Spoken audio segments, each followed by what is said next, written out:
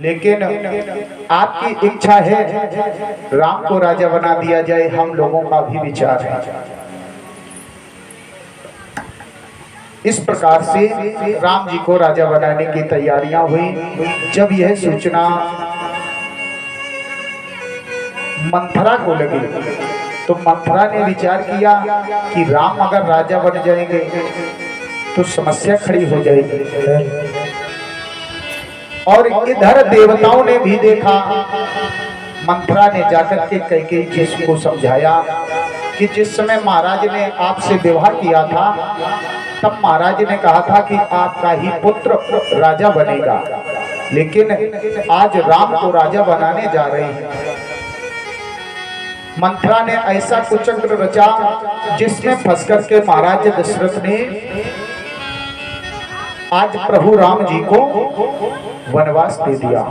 प्रभु वनवास में जैसे ही वनवास मिला है, प्रभु वनवास में जाते हैं। माता पिता की आज्ञा को सिरोधार करके और वन प्रखंड में प्रभु समस्त ऋषियों से भेंट करते हुए चित्रकूट में 12 वर्ष तक निवास करते हैं। उसके उपरांत जैसे ही 13वां वर्ष लगता है, प्रभु ने जाना कि अब बहुत भीड़ हो गई है तो चित्रकूट को छोड़ देते हैं। अब जंगल में आगे बढ़ते हैं और गोदावरी के किनारे आश्रम बनाते हैं। वहीं पर रावण की बहन शूर्पणखा आती है और प्रभु राम जी से अपनी शादी का प्रस्ताव रखती है, लेकिन राम जी मना कर देते हैं। वो कहती है कि राघव, आज जैसा मैंने कोई बालक को जितने आप सुंदर हैं किसी को नहीं देखा, इसलिए उसने कहा तुम सम पुरुष न मौसम नारी, यह संयोग विधि रचा विचारी, इसलिए आप हमसे विवाह कर लो। लेकिन राम जी दो टूक मना कर देते हैं। राम जी कहते हैं कि देवी, तुम विवाह की बात कर रही हो, हम खुद विवाहित हैं, हम दूसरा विवाह नहीं कर सकते। राम जी ने कहा सुनो कि हम कुंवारे नहीं विवाहित हैं, फिर एक नारे व्रत रखते हैं।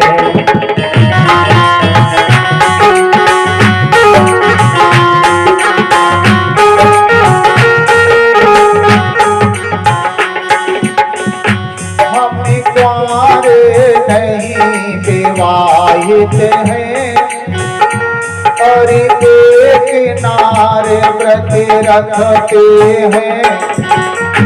अपनी को छोड़ अन्य सबको माता और बहन समझते हैं।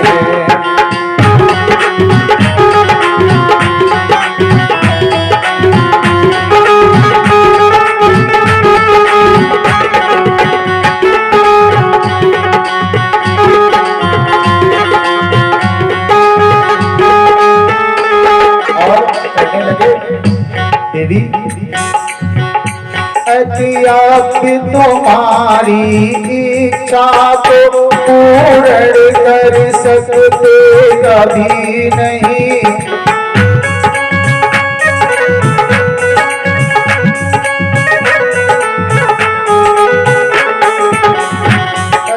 अब तुम्हारी इच्छा को पूर्ण कर सकते कभी नहीं। हम आर्य पुरुष है, आर्य देवी खंडन कर सकते कभी नहीं।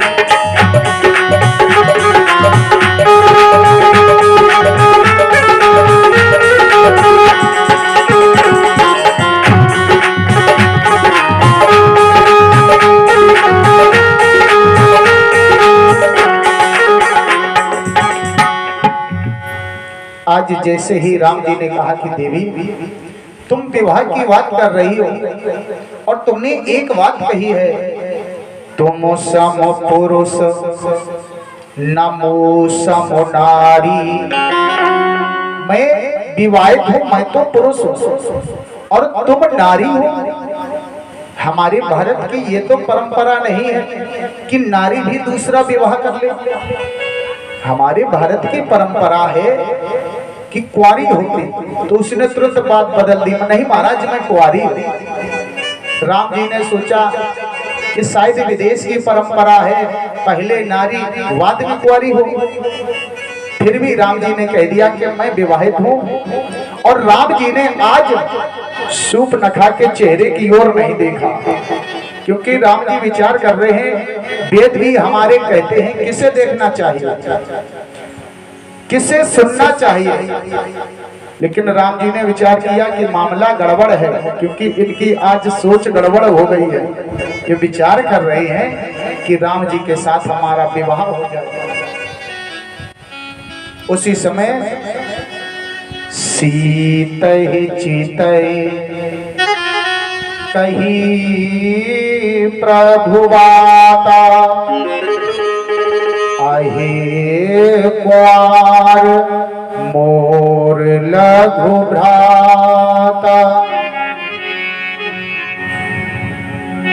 सीता की ओर देख करके कहा कि देवी मैं तो विवाहित हूं, लेकिन मेरा छोटा भाई है, उसके पास चली जाओ, अगर वो विवाह कर ले तो ठीक। शूर्पणखा लक्ष्मण जी के पास पहुंचे। राम जी ने उसकी ओर देखा नहीं, क्योंकि वेद कहते हैं किसको देखना चाहिए, क्या सुनना चाहिए।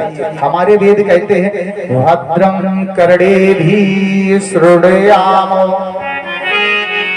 देवा भद्रम पश्येमाम शरीरजत्राः।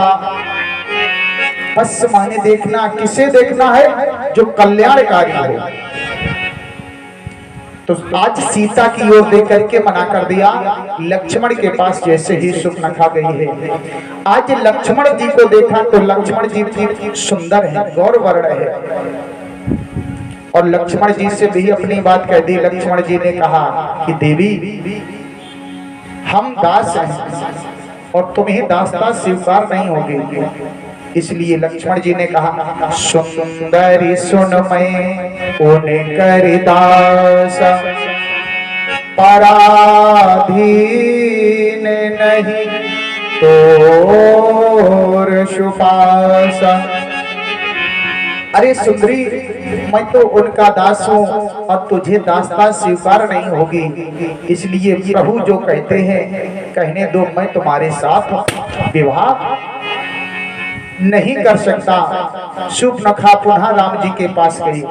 राम जी ने दो टूक मना कर दिया।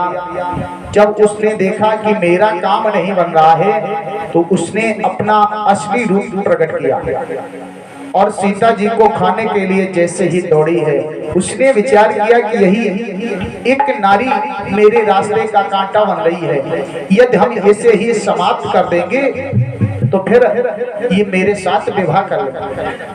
ऐसा विचार कर जैसे ही उसने सीता जी के साथ घात करना चाहा, राम जी ने इशारा किया लक्ष्मण को, तो लक्ष्मण जी ने उसके नाक कान काट लिए। जैसे ही नाक कान काटे, रोती हुई अपने भाई खरदूषण और कृष्णा के पास पहुंची और कहा भैया आज तुम लोगों के जीते जी हमारी ये दशा हो गई है। खरदूषण कृष्णा लड़ने के लिए गए, प्रभु राम ने उन सबका वध किया और उसके बाद लक्ष्मण भैया के साथ मैया जानकी को भेज दिया है। जब लौट करके आए तो देखा कि सभी राक्षस मार दिए हैं। 14 शस्त्र 14,000 राक्षस थे। प्रभु ने एक दिन जिस समय लक्ष्मण जी वन प्रखंड में कंदमूल फल लेने के लिए गए, तो उसी समय राम जी ने जानकी जी से कहा कि जानकी अब मैं कुछ लीला करना चाहता हूँ, इसलिए उस लीला में मेरा सहयोग तुम कुछ करो। सारी बात समझाने के बाद और प्रभु ने कह दिया कि अब तुम अग्नि में निवास करो। प्रभु ने कहा कि सुनो हो प्रिया व्रत रुचुरे सुशीला,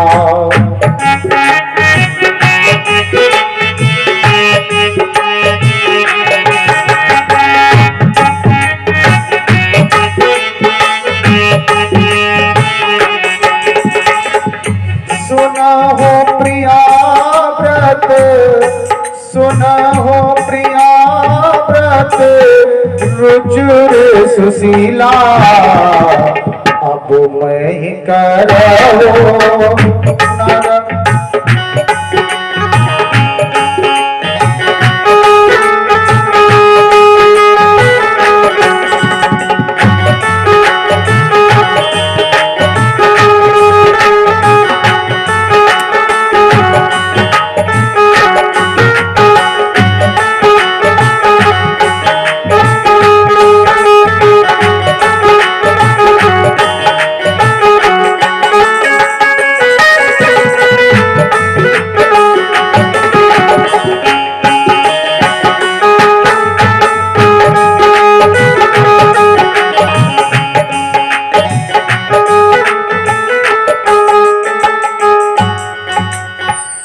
राम जी ने कहा, देवी अब मेरी बात को ध्यान से सुनो। अब मैं कुछ ललित नर लीला करना चाहता हूँ, इसलिए तुम पावक मह करो निवासा, जब लग करहूं निशाचर नासा। मैया जानकी को अग्नि ने स्थान दिया, ऐसा विचार कर इधर जब खरदूषण तृष्णा का वध प्रभु ने कर दिया, उसके बाद शूर्पणखा अपने भैया रावण के पास पहुंची है। उसको बताया कि दो तपसी बच्चों ने मेरे साथ बहुत गलत व्यवहार किया है, उन्होंने मेरे नाक कान काट डाले और तुम्हारे जीते जी हमारी ये दुर्दशा है, तो आपको तो जीने का अधिकार नहीं है। नाना प्रकार के अपशब्द कहे। उसी समय रावण ने कहा कि बहन तुम चिंता मत करो। फिर विचार किया कि जिसने जब उन बालकों ने खरदूषण तृष्णा को मार दिया तो कोई साधारण मनुष्य नहीं हो सकते। खरदूषण मोहि सम बलवंता, तिनहि को मारे बिन भगवंता। खरदूषण तृष्णा जब मेरे समान बलवान है, उन्हें तो स्वयं भगवान ने ही मारा होगा, ऐसा विचार किया है। उसी समय आज अपनी बहन से कहा कि तुम चिंता मत करो, तुम आराम करो, मैं बदला लेने के लिए जा रहा हूं। ऐसा कह करके रात भर विचार करता रहा कि क्या करना चाहिए। अगर कोई साधारण मनुष्य होते तो मुझसे नहीं भिड़ते। फिर विचार किया कि हमें तो लगता है हमारी मुक्ति का मार्ग है। फिर भी अपने मामा मारीच के पास गया, सारी बात बताई और मारीच से कहा कि मामा तुम्हें मेरी कुछ सहायता करनी है, तुमको मृग बनना है और तुम मृग बन जाओगे तो मैं उन तपसी बच्चों की पत्नी को हर लाऊंगा। और कहने लगा, मामा कि तू चल कर माया मृग बन जा, मैं बाबा जी बन जाऊंगा। तू राम लखन को बहकाना, मैं सीता को हर लाऊंगा। जैसे ही राम और लक्ष्मण का नाम लिया, मारीच ने हाथ जोड़े कि भांजे मैं सब कुछ कर सकता हूं, लेकिन उनका नाम मत लो। क्यों? वही विश्वामित्र यज्ञ वाला,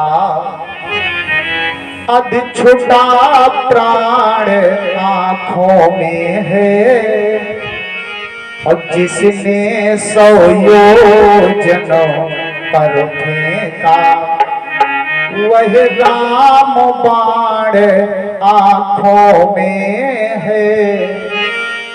अरे तुम राम लक्ष्मण की बात कर रहे हो, बहकाने के लिए नहीं। ऐसा तो मैं कदापि नहीं कर सकता हूँ। क्यों?